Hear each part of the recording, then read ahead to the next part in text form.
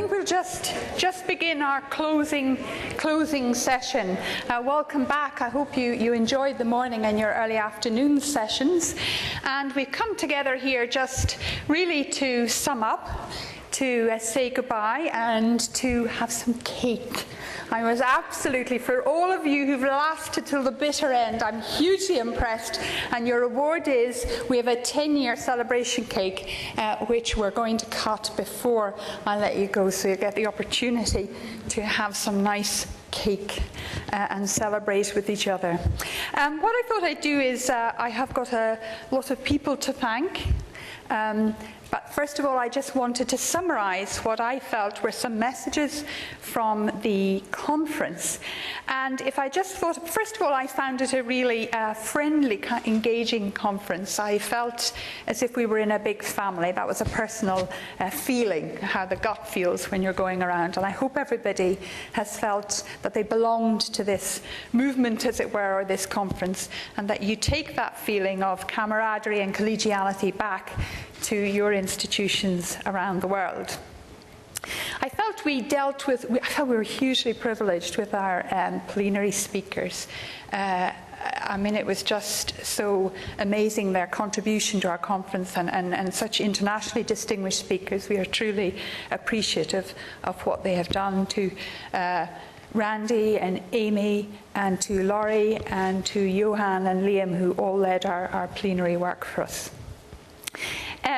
We looked at big challenges. We went from the national policy to major change in a country, and yet in many of the sessions we had what I did in my classroom, which was so hugely valuable for people as well. So I hope there's been something there for everybody to take away. We heard about the 5-minute university, which I really liked. I've not seen that before. The unbundled universities. We moved from the knowledge economy to the conceptual economy. We heard words like, we thought about big data and how valuable that is, so tantalizing, the potential of that kind of big data for understanding student behavior in the future. We heard words like tsunamis and turbulence and tectonic change. We met positive deviants, thought leaders, nerds, prom queens, and even skip divers at some point yesterday evening. And we've been overwhelmed in many places with the just sheer richness of the information that has been provided, that I think will give us food for thought for many months to come. What I have taken away, if I kind of thought back about the 3 days, is really everybody was coming from a recognition of the complexity of the environment that we're living and the challenges that we're facing. We all know the big grand challenges, but purely for our students every day going into their everyday workplace to deal with the explosion of information. What struck me too was a map that Amy put up, that we're all thinking and dealing with the same things. How do we cope with this change in higher education? Amy put up a map that showed all the reviews that had been done all over the world and governments that were looking at higher education and change and reform. So there's a certain comfort knowing that around the world everybody is looking at these issues and how we're going to deal with them. We thought about today's students. I was very struck again by our students and what they need to be for the future. Collaborative, interactive, pattern recognizers, meaning makers. They have to acquire mindsets and dispositions. It's not about knowledge at all really anymore. Way beyond just learning how to learn. And we also heard about how, well, I think we're all subscribed to the notion of student engagement. And then our students, Liam and Johan, really explored for us, and in a very provocative way, what that might mean for us, how we can engage them. I felt that, as you would expect, because our current theme is around developing and supporting the curriculum, I felt a lot of the conversation was around using the curriculum as a driver for change. And that's a focus for us in Scotland in the currently and in the coming year. The curriculum has been crucial, not just as we heard about content, but about broadening it in an interdisciplinary way, about collaboration, learning with others. Student agency is a key, applying what they are learning to new situations, and very interesting introduction to learning, and indeed in other I was at a presentation in here, Learning by Doing, which Amy talked about, experiential learning, and I was at a presentation in here this morning about people using real-life problems in a Dundee football club and other places like that, with students working on that to learn to solve problems, and how you credit rate, etc. That. So real tasters there for the future. There was as I say, I found it tantalizing, this concept of big data sets. Imagine having, an N of 155,000 to start looking at things. And there were some interesting points from Laurie's on the MOOCs. I thought, it was interesting that they reinforced the data. What we feel was that learning with others outside the classroom, as it were, be it an online classroom, is correlated with higher achievement and higher completion. But another thing I thought was interesting, because of our real focus, government and institutional, on widening access in Scotland, was there was no correlation between socioeconomic background and achievement or completion. So there's so much we can learn there. And thinking of widening access, I really liked Don's challenge to us, or maybe it wasn't a challenge, it was more his observation, where he reminded us very powerfully, I felt, about the power of education and its ability to transform. But he also said, when we do new things, be mindful that we're not just reinforcing old or current hierarchies, and make sure that when we do these new things, we are promoting an equality of access to higher education. And I thought that was a very rich point in his after dinner speech last night. And the other thing I took away, and I guess because it's our first international conference I was very cognizant of, was external perspectives being so crucial to us, engaging with others, learning from others. As I say, the similarities with the issues we're dealing with struck me very strongly from everybody who's contributed from beyond Scotland and the UK. So, in terms of the future, well, I think Liam kind of summed it up. I hope that this conference has given us extra confidence, some extra knowledge to go back and ask that question about what is next. In Scotland, we have a strategy with objectives around leadership, capability, evidence base, challenging ourselves, looking at indicators to learn to really question ourselves if the things that we are doing and changing are actually making a difference to the student experience.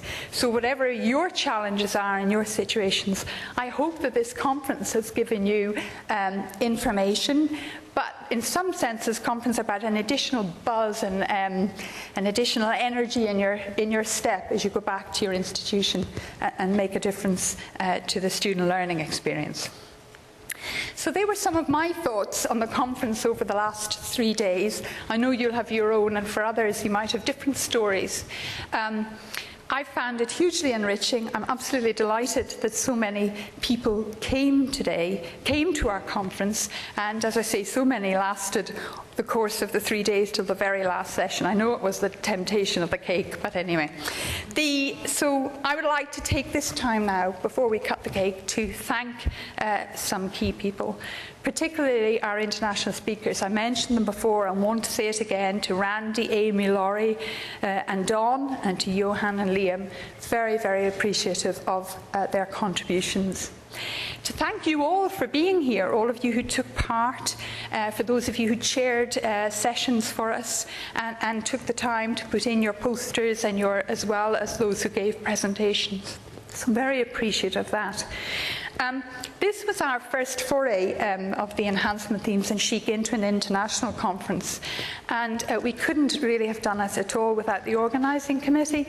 And Frank Coton, I'm not sure where he is, I saw him about 2 minutes ago, Thank you, Frank, who chaired the organising committee. We're hugely grateful. Frank has an experience of running international conferences that the rest of us didn't have, and he used that. And to the team who supported him, which was Eve Lewis, you met Eve earlier this morning, David Coates, Mike Mannion, Ian Perry, Phil Wynne, and Ronnie Bamber.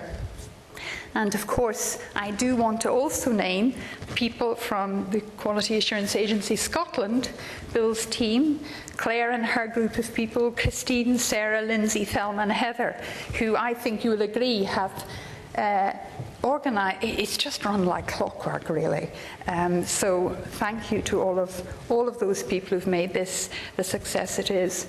I want to really appreciate our sponsors that has helped us to keep the costs of the conference down. So thank you to EvaSys and ExamSoft and our media partners, the International Herald Tribune, and a second thanks to Raw Film, to the graduates of Queen Margaret University who produced the video for us on 10 years of enhancement. I would like to say now that all of the papers presented will appear in online conference proceedings, which will be published later in the summer.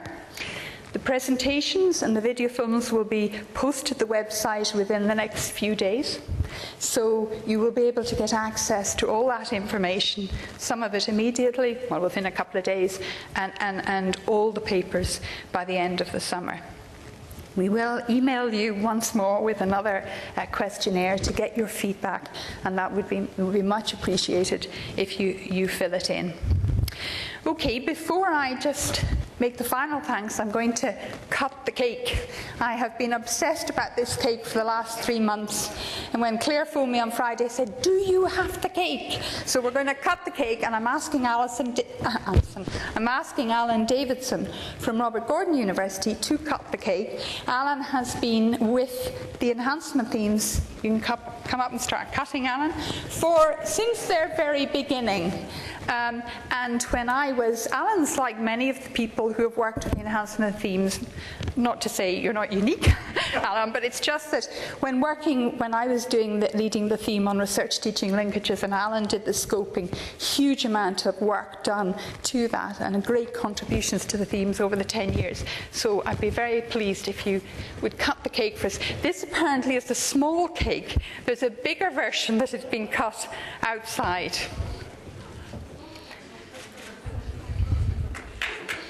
Hooray. Thank you, Alan. You don't get to eat any. Congratulations.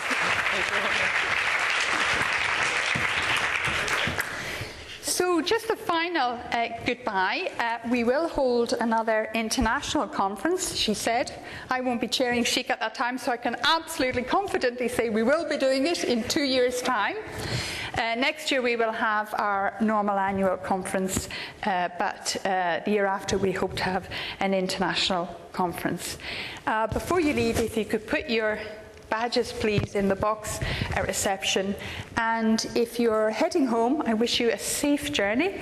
And if you're staying in Scotland, I wish you more sunshine. It's a beautiful day out there at the moment. I hope you've enjoyed your trip, and we look forward to seeing you again in Scotland or elsewhere.